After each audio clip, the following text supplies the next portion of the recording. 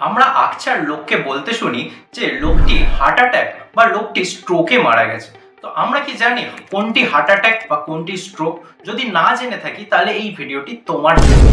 So heart attack হচ্ছে যখন heart বা আমাদের হৃৎপিণ্ডের নিজস্ব কার্য নির্বাহের জন্য তাতে রক্ত পৌঁছায় না, তখন আমাদের হার্ট অ্যাটাক হয়ে থাকে, যাকে আমরা হার্ট অ্যাটাক বা মায়োকার্ডিয়াল ইনফ্রাকশন নামে চিনি। মায়োকার্ডিয়াল অর্থাৎ হৃৎপিণ্ডের যে মাসেলগুলো আছে তাকে আমরা মায়োকার্ডিয়াল নামে চিনি, এবং ইনফ্রাকশন কথার অর্থ যখন রক্ত প্রবাহ হতে বাধা সৃষ্টি হয় তখন তাকে ইনফ্রাকশন নামে চিনি। এবং এই রক্ত প্রবাহে বাধা নানা কারণে ঘটে থাকে।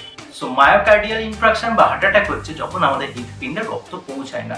আর স্ট্রোক হচ্ছে আমাদের ব্রেনে ঘটে, যখন ব্রেনের কার্যনির্বাহের জন্য ব্রেনে রক্ত পৌঁছায় না বা মস্তিষ্কে রক্ত পৌঁছায় না, তখন তাকে সেরিব্রাল ইনফ্রাকশন বা ব্রেন স্ট্রোক বলা হয়ে থাকে।